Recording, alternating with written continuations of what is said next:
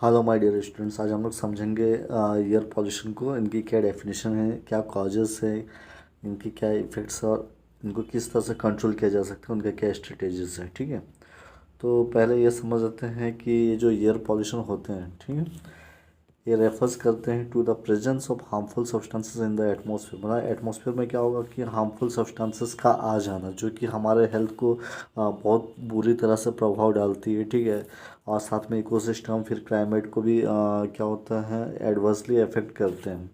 ठीक है, तो इसी के बारे में मतलब ये जो टॉपिक है एयर पॉल्यूशन, हाँ, तो इसी को समझेंगे। इनकी इनकी जो डेफिनेशन हुई, कॉजेस हुआ, इफेक्ट्स हुआ, कैसे इसको कंट्रोल किया जा सकता है, इन सबको हम लोग देखेंगे। ठीक है, तो यहाँ पे अगर हम डेफिनेशन की बात करें तो डेफिनेशन आप लिख सकते हो कि it is defined as a introduction of contaminants into the atmosphere resulting in harmful effects on living organism and the environment। मतलब एयर पॉल्यूशन क्या कर सकते हैं उसमें इंट्रोडक्शन होना किसका, कंटामिनेंट्स का इंट्रोडक्शन होना हमारे एटमॉस्फेयर में, जिसके वजह से क्या होते हैं, हमारे लिविंग जो भी लिविंग ऑर्गेनिज्म है उनको बुरी तरह से अफेक्ट करते हैं, साथ में हमारे एनवायरनमेंट को भी अफेक्ट करते हैं।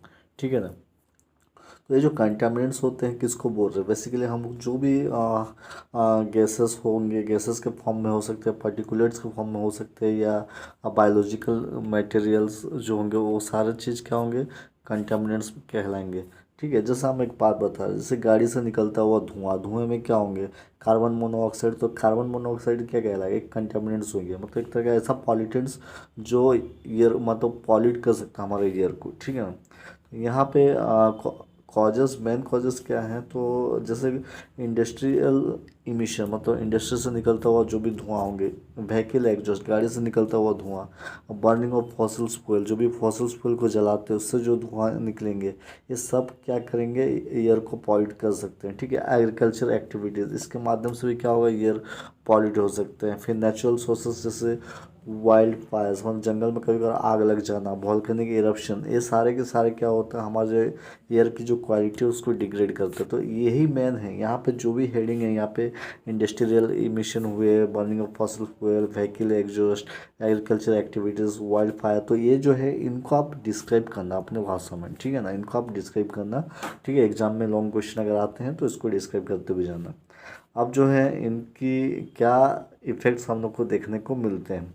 ठीक है, बेसिकली ये जो एयर पॉल्यूशन होते हैं ये ह्यूमन हेल्थ को ज़्यादा इफेक्ट करते हैं। ह्यूमन हेल्थ को मतलब इसमें क्या होगा, रेस्पिरेटरी डिजीज़ कॉज करेंगे, कार्डियोवास्कुलर इश्यूज देखने को मिलते हैं, प्री मैच्योर डेथ, मतलब डेथ होने से पहले क्या तो लोग मर जाते हैं क्योंकि उसको बहुत सारी बीमारी जो होते हैं अटैक करते हैं। ठीक है, इसके अलावा जो होते हैं वाइल्ड लाइफ को भी ये इम्पेक्ट, इसमें के चलते वाइल्ड लाइफ को भी असर देखने को मिलता है, मतलब असर पड़ता है, इकोसिस्टम में असर मतलब प्रभाव पड़ता है। फिर क्लाइमेट में परिवर्तन देखने को मिलते हैं। तो ये सारा चीज़ इफेक्ट हमको देखने को मिलते हैं किसमें, जब एयर पॉल्यूशन होते हैं। ठीक है ना, तो एयर पॉल्यूशन का ये सारे इफेक्ट्स हैं।